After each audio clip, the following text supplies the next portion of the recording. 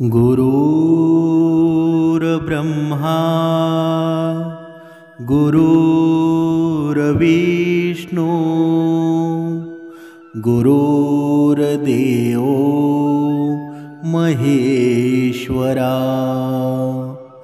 सद्गुरु साक्षात परब्रह्म तस्मै श्री सद्गुरुवे नमः।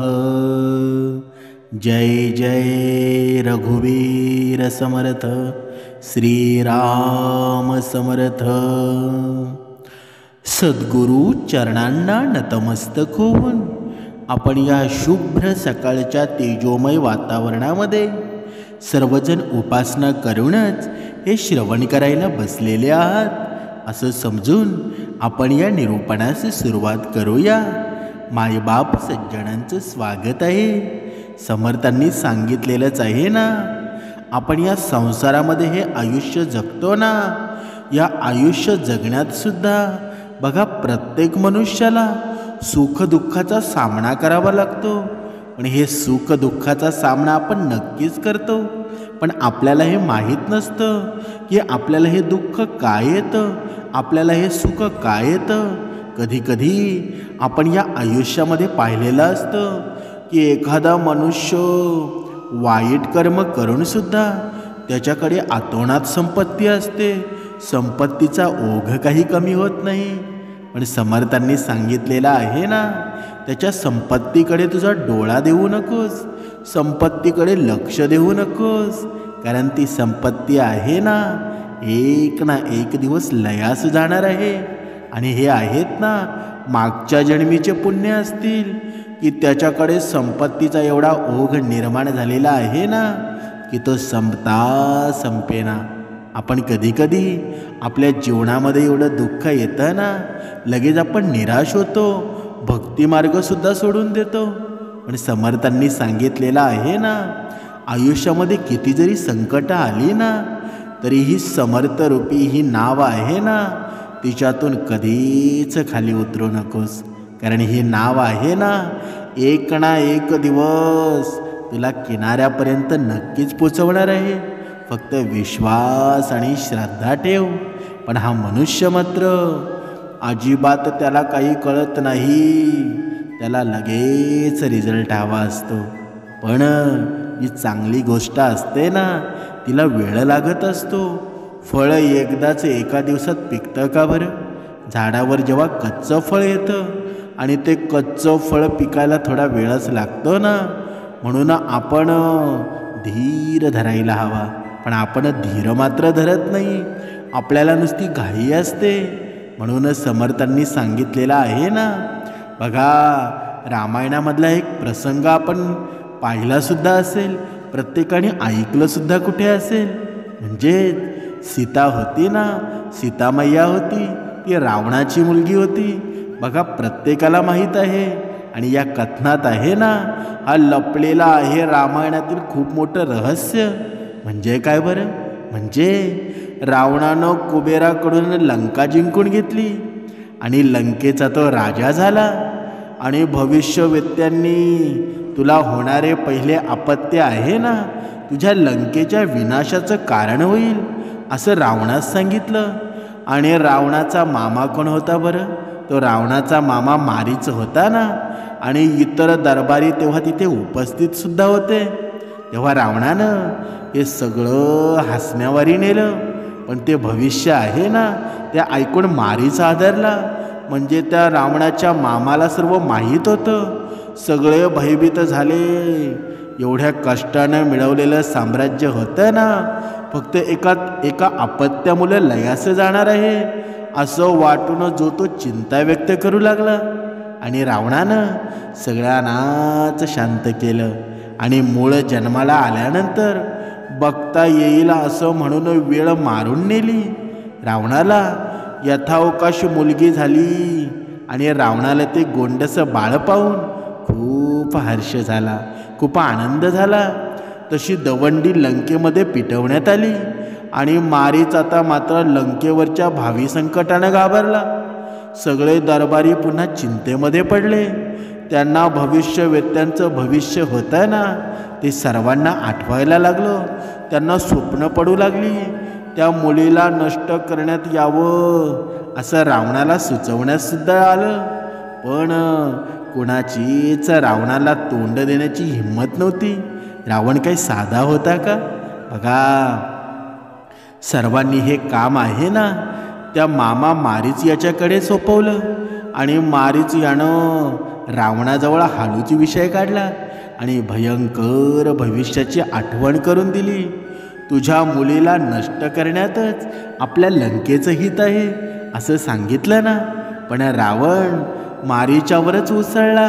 कारण रावणाचा राग किती होता तुम्हाला सांगायची गरज नाही. रावणानं लगेच उत्तर दिलं, असं कदापि होणार नाही असं त्यानं लगेच सांगितलं. आणि मारीच निराश झाला. आता मात्र रावण सावध झाला. आपल्याच दरबाऱ्यांपासून आपल्या मुलीला धोका निर्माण झालेला आहे हे लगेच रावणाच्या लक्षामध्ये आलं. त्यानं डोळ्यामध्ये तेल घालून स्वतःच्या प्रिय मुलीवर लक्ष ठेवलं.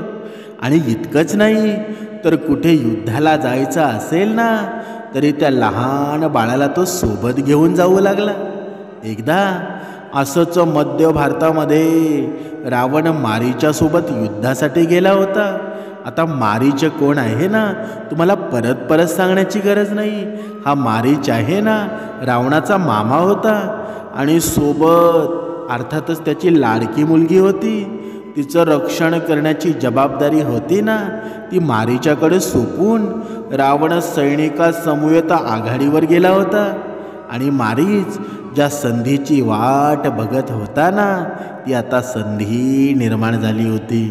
ते गोंडस मुलगी होती ना त्याच्याकडे बघून हसत होती. पण मारीच्याच्या मनात तिला नाहीसं करण्याचे मनसुबे चालले होते. त्याचा हात आहे ना तलवारीजवळ गेला. पण त्या मुलीनं त्याचं बोट घट्ट पकडलं. त्या निष्पाप चेहऱ्याकडे बघून त्याला तिला मारावंसं वाटेना. त्याची मनस्थिती द्विधा झाली. आणि त्यानं एका विश्वासू सेवकाला रावणाच्या मुलीला घनदाट जंगलामध्ये नेऊन मारण्यास सांगितलं. तो सेवक तिला हातात घेऊन जंगलामध्ये शिरला. आणि बराच वेळ त्याची पायपीट चालली होती. इतक्यात त्या वेळेमध्ये सेवकाच्या मनामध्ये त्या मुलीविषयी करुणा उत्पन्न झाली. त्या मुलीला आपण न मारता सोडून देऊ आणि मारीच्याला तिला मारण्याचं सांगू असं त्याच्या मनात त्याने ठरवलं. पण एवढ्याशा बाळाला कुठे सोडावं हेच त्याला समजत नव्हतं. या विचारामध्ये बघा तो चालत चालत असताना त्याचा पाय आहे ना पाऊस झाल्यामुळे तयार झालेल्या खड्ड्यातील गाळामध्ये रुतला. आणि अचानक त्याला दुरून माणसाचं बोलणं ऐकू येऊ लागलं. तो घाबरला. त्याने त्या मुलीला गाळामध्ये ठेवलं. स्वतः धडपड करून कसा तरी बाहेर पडला आणि जवळच्या उंच झाडावर लपून बसला. बघा, म्हणजे अर्थात त्या मिथिला नगरीचा राजा होता ना जनक त्याच्या शेतावरून सैनिकांसोबत राजवाड्याकडे परतला होता. लहान बाळाचं रडणं ऐकून त्याच्या कानावर पडलं. राजा जनक त्या खड्ड्याजवळ आला आणि त्याला सुंदर असं बाळ आहे ना त्या गाळात पडलेल्या अवस्थेमध्ये दिसलं. त्यानं ताबडतोब सेवकाच्या मदतीनं जवळचा नांगर गाळाला टाकला आणि त्या नांगराच्या मदतीनं त्यानं त्या मुलीला बाहेर काढलं. ही मुलगी कोण आहे येथे ठेवून गेल्या असावं असा प्रश्न आहे ना त्यालासुद्धा पडला होता. पण त्यानं आसपास भरपूर शोध घेतला. परंतु शोध काही त्या मुलीचा बाप कोण त्याला लागला नाही. पण आपत्त्यहीन जनकानं ती मुलगी आहे ना परमेश्वराचा प्रसाद म्हणून तिचा सांभाळ करण्याचं ठरवलं. आणि मारीच्याचा सेवक झाडावरून सगळं बघत होता. जनक त्या मुलीला घेऊन गेल्यावर तो खाली उतरला आणि त्याला त्या मुलीला कोणीतरी सज्जन लोक घेऊन गेले आहेत ना याचा भरपूर आनंद झाला. बघा, इथे समर्थांनी सुद्धा सांगितलेलं आहे. बघा, तो सेवक होता ना, बघा रावण दुष्ट होता, वाईट कर्म करत होता. रावण हा अहंकारी होता, पण त्याच्या राज्यामध्ये तो असलेला शिपाई होता ना, त्याचं कर्म चांगलं होतं. म्हणजेच काय, म्हणजेच तो फक्त कामापुरते तिथे राहायचा, आणि त्याचं मन होतं ना, मन त्याचं सुंदर होतं, सोज्वल होतं. म्हणजे आपण कधी कधी म्हणतो ना, एखाद्या तलावामध्ये एवढं चिखळ असून सुद्धा एवढं सुंदर कमळ उमळतं ना, ते आपलं मन वेधून घेतं. तसाचा सेवक होता ना. म्हणजेच पुढे बघा, कोणीतरी हे सज्जन लोक घेऊन गेले, याचा आनंद आहे ना त्या सेवकाला झाला असावा. पण मारीचाला काही सांगायचं आहे ना, असा त्याला प्रश्न निर्माण झाला. त्यानं आपलंच बोट तलवारीनं कापलं आणि त्याचं रक्त मारीचाला दाखवलं आणि काम फत्ते केल्याचं सांगितलं. बघा, कधी कधी आपण म्हणतो ना की जर काही गोष्टी आहेत ना, प्रत्येक वेळेला खरंच बोललं पाहिजे, असं काही आहे का? जर कोणाचं चांगलं होत असेल ना, जर दुसऱ्याच्या जीवनामध्ये आनंद निर्माण होत असेल, तर आपण खोटं बोललं ना तरी ते चालून जातं. म्हणजे समर्थांनी काय सांगितलं आहे बरं? जर आपल्यामुळं दुसऱ्याच्या जीवनामध्ये आनंद होत असेल, एखाद्याचा जीव वाचत असेल ना, तर नक्कीच खोटं बोलायला हवं. ते खोटं बोलणं हे तुमच्यासाठी पुण्याचं काम असतं. म्हणून बघा, पुढे आहे ना, त्या मारीचाला काही दाखवावं असं त्या सेवकाला वाटलं. मग स्वतःच्या हाताने तलवारीनं बोट कापलं आणि बघा ते काम फत्ते केल्याचं त्याला सांगितलं. आणि मारीचाला सुद्धा आनंद झाला. आपली लंका भावी संकटातून बचावली, त्याचा त्याला आनंद निर्माण झाला. त्यानं रावणाला काय सांगायचं आहे ना, याचं उत्तर तयार ठेवलं होतं. पण परतल्यानंतर रावणानं मुलगी कुठे आहे असं मारीचाला विचारलं. वन्य श्वापदांनी अचानक हल्ला केला आणि मुलीला ओढून घेऊन गेलं असं त्याने रावणाला सांगितलं. पण रावण काही साधा होता का? रावणानं क्रोधित होऊन मारीचाला खूप काही बोलला, मोठा संताप केला. तो मारीचाला मारण्यास धावला, पण इतर सैनिकांनी आहे ना त्याला लगेच शांत केलं. रावणाला त्याच्या मुलीचा चेहरा आहे ना, तो प्रत्येक सेकंदाला आठवू लागला होता. त्याला कसे बसे लंकेत आणलं, पण मुलीच्या वियोगानं दुःखातून त्याला बाहेर पडणं जमलं नाही. आणि मध्यंतरी बरीच वर्ष गेली आणि जनक राजाची मुलगी आहे ना सीता आता उपवर झाली होती. तिला पराक्रमी पती लाभावा म्हणून ना जनकाने सीतेचे स्वयंवर करण्याचं ठरवलं. देशोदेशीच्या राजांना स्वयंवराचं आमंत्रण गेलं. रावणाला हे आमंत्रण गेलं. हा नशिबाचा खेळ आहे ना, नीतीचा डाव आहे, तो विधिलिखित असतो. आणि हा विधिलिखित डाव आहे ना, तो कुणालाही मोडता येत नाही. भगवंताला सुद्धा मोडता आला नाही. म्हणजे ही नियती आहे, प्रत्येक वेळेला मनुष्याला जागे करत असते. बघा, त्या वेळेला रावणाला सुद्धा आमंत्रण गेलं. जनकाला मुलगी नव्हती हे त्याला माहीत होतं, पण अपत्यहीन असलेल्या जनकाला मुलगी झाली कधी आणि ती लग्नायोग्यही झाली याचं आश्चर्य आहे ना, ते रावणाला सुद्धा वाटलं होतं. अधिक चौकशीसाठी त्यानं निवडक लोकांना मिथिलेमध्ये जाऊन खरं काय आहे ना ते जाणून घेण्यास सांगितलं. सेवकांनी जनक राजाला ही मुलगी बऱ्याच वर्षापूर्वी जंगलामध्ये सापडलेली होती असं रावणाला गुप्तरित्या चौकशी करून सांगितल्यानंतर रावणाला त्या काळामध्ये त्या युद्धासाठी त्या भागात गेल्याचं त्याला स्मरलं आणि सीता ही आपलीच मुलगी आहे असा त्याला दाट संशय आला. बघा, रावण काय साधासुद्धा होता का? परमज्ञानी होता. फक्त एका या अहंकारानं, लोभानं त्याला ग्रासलं ना.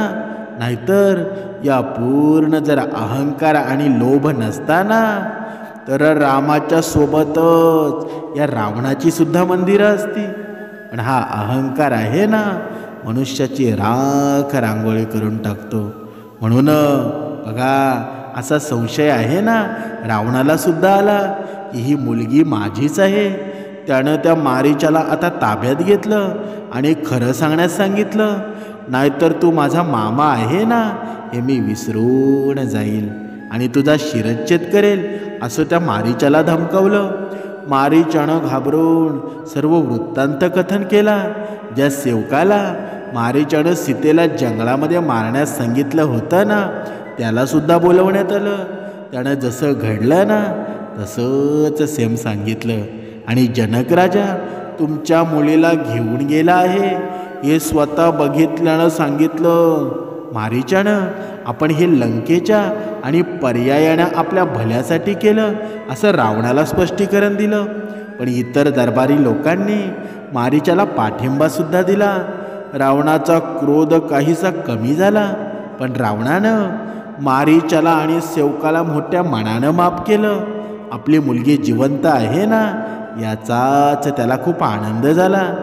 आता तिला आपल्या हक्काच्या पित्याच्या घरी लंकेमध्ये आणू आणि स्वतःचं तिचं लग्न एखाद्या सम्राटाशी लावून देऊ असं त्याच्या मनाने घेतलं. मनामध्ये ठरवलं.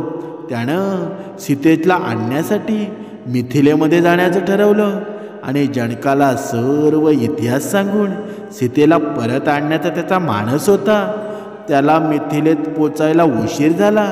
तो पोचला आणि तेव्हा सीतेचा स्वयंवर चालू होता. शिवधनुष्याला दोरी बांधण्याची ती प्रतियोगिता तिथे चालू होती. जो दोरी बांधेल ना त्यालाच सीता माळ घालणार होती. रावण हतबळ होऊन बघत होता. तो नशिबाला दोष देत होता. आता सीतेनं एखाद्या चांगल्या वराला निवडावं म्हणजे झालं असं त्याला वाटलं. तेवढ्यात टाळ्यांचा कडकडाट आणि जय जयकार झाला. कुठल्या तरी अयोध्या नावाच्या किरकोळ आणि छोट्या राज्याच्या राजकुमारानं ज्याचं नाव राम होतं त्यानं शिवधनुष्याचा प्रत्यंच्या बांधण्यामध्ये यश मिळवलेलं रावणाला दिसलं. रावणाला हे अजिबात आवडलं नाही, कारण लंकेसमोर अयोध्या हे त्याच्या दृष्टीनं अगदीच छोटं राज्य होतं. आणि रामाबद्दल त्याला चांगल्या गोष्टी समजल्या ना तेव्हा त्यांना आपला राग गिळला. कुणाशी काहीही न बोलता मारीच्या सोबत तो पुन्हा लंकेला आला. आता आपल्या मुलीला राम सर्व सुख देईल का अशी चिंता त्याला वाटू लागली. पण काही दिवसातच बघा त्या नेसत्या वस्त्रानिशी राम सर्व राज्याचा त्याग करून वनवासात सीतेसोबत निघाला. ही वार्ता आहे ना त्याच्या कानावर पडली.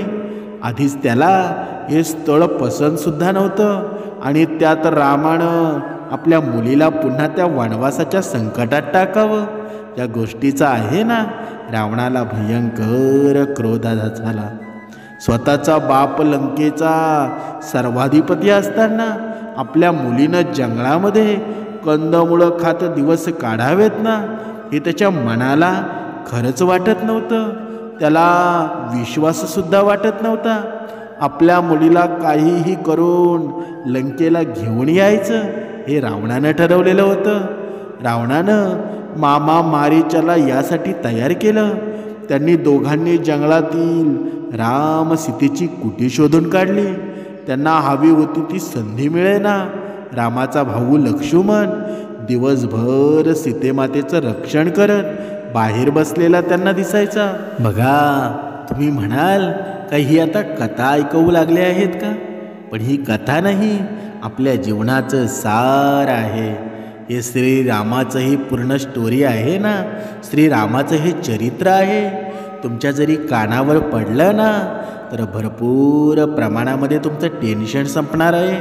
तुमच्या जीवनातील दुःख संपणार आहे. बघा आपण पाहत होतो रावणाला एक युक्ती सुचली आणि त्यानं मारीचाला हरणाचा आवाज काढण्यास सांगितलं आणि लक्ष्मणाला दूरपर्यंत येण्यास भाग पाडण्यास सांगितलं. मारीचानं तेच केलं.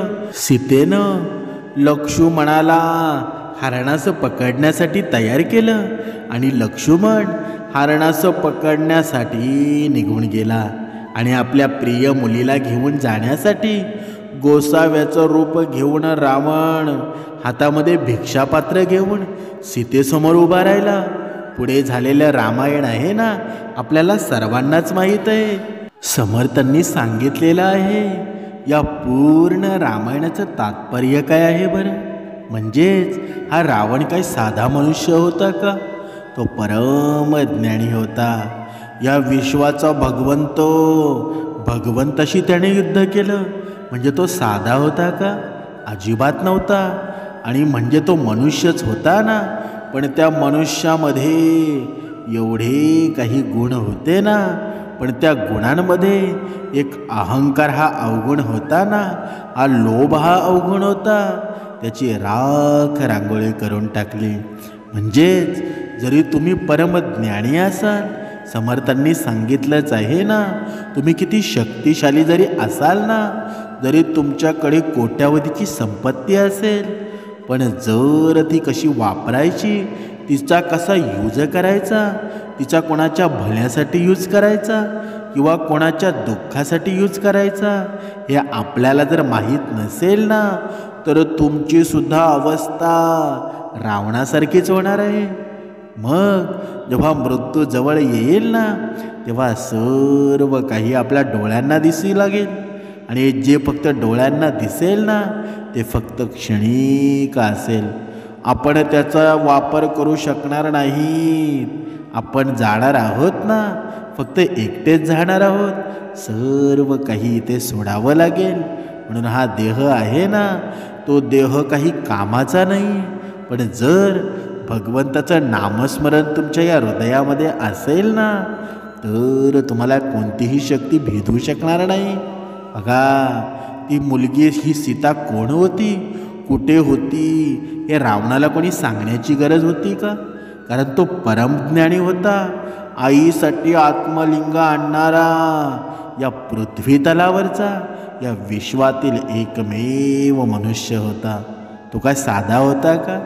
बघा, सर्वात आवडता भक्त महादेवाचा हा रावण होता. कारण रावणासारखी भक्ती कुणी केली नाही. म्हणजेच काय, पण महादेवालाच हा श्रीरामाचा अवतार घ्यावा लागला ना. विष्णूंना श्रीरामाचा अवतार घ्यावा लागला आणि त्याला मारावं लागलं ना. म्हणजेच जर तुम्ही भगवंताची भक्ती करून जर दुष्कर्म करत असाल, तर नियती तुमच्यावर उलटणार आहेच. भगवंतच तुम्हाला मारणार आहे. म्हणजे काय, जर तुमच्या भक्ती मार्गामध्ये जर तुम्ही भक्ती मार्ग करून सुद्धा अहंकार, लोभ, जर वासना असेल तुमच्यामध्ये जर घुसली ना, तर तुमची अधोगती नक्कीच होणार आहे. म्हणून मनुष्यानं एक गोष्ट लक्षात ठेवायला हवी. आपण जरी स्वतःला मीपणा करत असू, मोठे माणूस समजत असू की माझ्यासारखा मीच आहे, मला सर्व येतं. भरपूर आता भक्ती मार्ग चालू झालेले आहेत, भरपूर पंथ निर्माण झालेले आहेत. पण एखादा मनुष्य असतो ना, त्या भक्ती मार्गामध्ये जातो आणि बघा वाईट वागायला लागतो. म्हणून तो पंथ वाईट असतो का? अजिबात नाही. कारण जे भक्ती मार्ग आहेत ना, या हिंदू धर्मामध्ये जेवढे जेवढे भक्ती मार्ग आहेत, त्या भक्ती मार्गामध्ये चांगलंच सांगितलं जातं. पण तेथून काही घ्यावं, काही घेऊ नये, ही माणसाची वृत्ती ठरवत असते. म्हणून कोणत्याही भक्ती मार्गाला वाईट बोलू नका, कारण त्याच्यामध्ये आहे ना आपलं पुण्य संपत असतं. म्हणूनच समर्थांनी सांगितलंच आहे ना, मनुष्य सुखी कधी होईल बरं? जेव्हा त्याच्या वैखरीमध्ये प्रेम निर्माण होईल. त्याच्या वैखरीमध्ये शब्द आहेत ना, ते तलवार नसून ते अमृतासारखे होतील. तेव्हा ही पूर्ण विश्व आहे ना, प्रेमाने न्हावून निघेल आणि तुझं जीवनसुद्धा सुंदर होईल. म्हणजे काय, म्हणजे आपण पाहिलं असेल राधाकृष्णाचं प्रेम. बघा, आपण ही प्रेमाची व्याख्या जर सांगायला गेलो ना, तर भरपूर अशा प्रेमकथा आहेत. महाभारतामध्ये एक प्रेमकथा सांगितलेली जाते. आणि ही प्रेमकथा आहे ना, राजा नळ आणि त्यांची पत्नी दमयंती यांची होती. या कथेतून आपल्याला हे सुद्धा कळतं की खरं प्रेम ओळखायचं कसं. प्रेमाला शब्द किंवा भाषेची आवश्यकता नसते. प्रेम केवळ डोळ्यांच्या भाषेने ओळखता येऊ शकतं. आता तुम्हाला प्रश्न पडला असेल, डोळ्यांच्या भाषेने प्रेम कसं ओळखता येईल बरं? बघा, महाभारतातील ही नळ आणि दमयंतीची कथा अशी आहे की नळ निषद राज्याचा राजा होता आणि विदर्भ राज भीमक यांची कन्या होती ती दमयंती. जे लोक आहेत ना, या राज्याची यात्रा करायचे, ते नळासमोर दमयंतीच्या रूपागुणांची आणि दमयंती समोर नलाच्या पराक्रम आणि सुंदरतेची महती सांगत. म्हणजे दोघांपर्यंत एकमेकांचे संदेश पोचवायचे. यामुळं दोघेही एकमेकांना न पाहता न भेटता प्रेम करू लागले. एके दिवशी नळ राजाला दमयंतीचं पत्र मिळालं आणि दमयंतीनं त्यांना आपल्या स्वयंवरामध्ये येण्याचं आमंत्रण दिलं. ती नळालाच म्हणजे वरमाळा घालेल संदेशही पत्रातून दिला होता. सारे देवतागणही दमयंतीच्या सौंदर्यावर भाळले होते. पण नळ राजा आहे ना, तो विदर्भ राजाकडे निघाला तेव्हा वाटेत साऱ्या देवदेवतांनी त्याला अडवलं. विविध प्रलोभनं दाखवत स्वयंवरात न जाण्यासाठी आग्रह धरू लागले. नळ राजानं देवतांचं ऐकलं नाही. मग साऱ्या देवतांनी नळाचं रूप घेऊन स्वयंवरात हजेरी लावली. असली नळ कोण आहे हे ओळखायचं कसं, असा प्रश्न मात्र दमयंती समोर होता.